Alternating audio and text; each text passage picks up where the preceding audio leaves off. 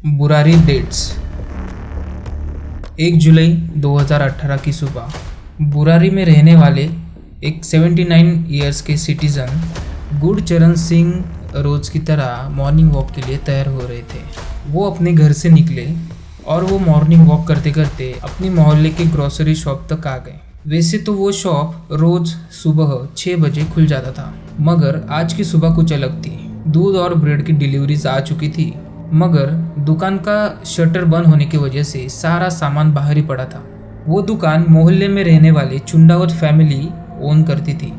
गुरचरण जी पिछले 22 सालों से इस फैमिली के पड़ोसी थे और रोज सुबह चुंडावत फैमिली का कोई ना कोई सदस्य सुबह 6 बजे दुकान ओपन कर देता था। इस फैमिली का कोई ना कोई सदस्य गुरचरण जी के साथ मॉर्निंग वॉक पे जाया करता था, मगर उस दिन वो भी नहीं आया और ना ही उसने फ़ोन उठाया।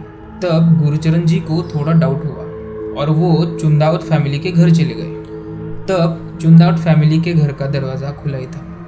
तब गुरचरण जी जैसे ही अंदर गए तो उन्होंने कुछ ऐसा देखा कि वो देखकर उनके रोंगटे खड़े हो गए और थोड़े मिनट के बाद चुंडावत फैमिली के घर के बाहर बहुत सारी भीड़ इकट्ठा हो गई। इसी बीच कुछ पुलिस ऑफिसर भीड़ में से लोगों को धक्का देकर चुंडावत फैमिली के घर तक का रास्ता बना रहे थे। दरवाज़ा खोलने पर जो पुलिस ने और आसपास के लोगों ने देखा, वो देखकर सबकी आंखें फटी की फटी रह गई। चुंडावत फैमिली के 11 लोगों की डेड बॉडीज एक ही कमरे में एक साथ ही लटकती हुई मिली। 10 बॉडीज छत से टंगी हुई थी। सबके हाथ और पैर पीछे वायर से बंधे हुए थे और आंखों पे पट्टी बंधी हुई थी। इन 10 लाशों के अलावा घर की सबसे बूढ़ी औरत अंदर वाले कमरे में पड़ी हुई मिली थी। ये सब क्यों हुआ, कैसे हुआ, इन सब चीज़ों का राज खुलने से पहले इस फैमिली के बारे में जानना ज़रूरी है। चुंडावत फैमिली ओरिजिनली तो राजस्थान से थी, मगर 1999 से वो दिल्ली में रह रहे थे। दिल्ली में उनका काफ़ी सक्सेसफुल प्लाईवुड का बिजनेस था और उनका एक ग्रॉसरी का स्टोर भी था। चुंडावत फैमिली बहुत ही खुश और हेल्पफुल मिजाज के थे और उन्हें कभी भी पैसों के मामले में कोई दिक्कत नहीं थी। परिवार की सबसे बड़ी मेंबर 75 साल की नारायणी देवी थी, जिनके 2 बेटे थे, भुवनेश और ललित। उनकी शादी सविता और टीना से हुई थी। नारायणी देवी के पति की डेथ 2007 में ही लंग्स के किसी बीमारी के कारण से हुई थी और वो वक्त पूरे फैमिली के लिए बहुत मुश्किल था। नारायणी देवी की एक बेटी भी थी जिसका नाम था प्रतिभा। इन तीनों के आगे बच्चे भी थे।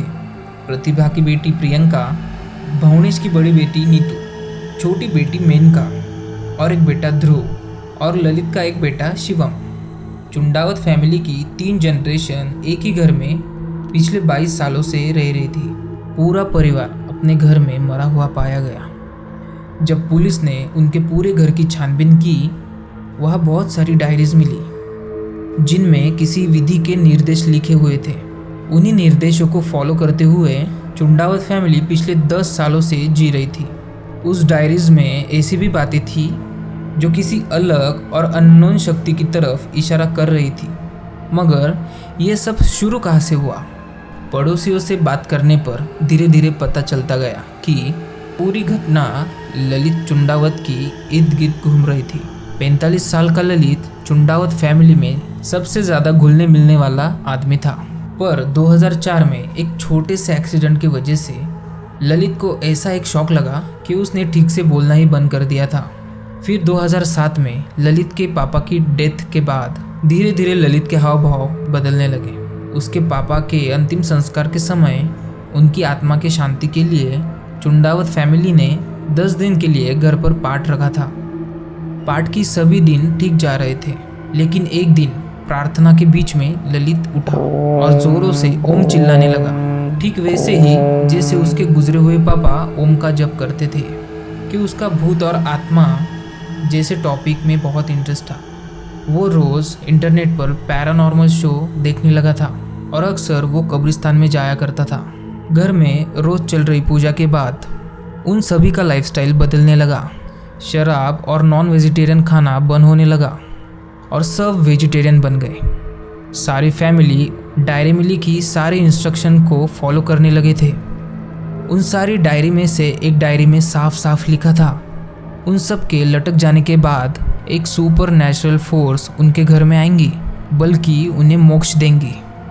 मोक्ष एक हिंदू रिलीजन का कॉन्सेप्ट है, जिसमें यह कहा गया है कि अगर इंसान पूरी ज़िंदगी अच्छे काम करे और भगवान की तरफ मन लगाए तो वो साइकिल ऑफ बर्थ और डेथ से फ्री हो जाता है। डायरी में क्लियर लिखा था कि उन्हें लटकने से 6 दिन पहले से लगातार क्या करना था, ताकि खुद को घर के सीलिंग से पूरी विधि अनुसार मौत का वक्त थर्सडे या संडे रात 12 से 1 बजे के बीच में होना चाहिए था।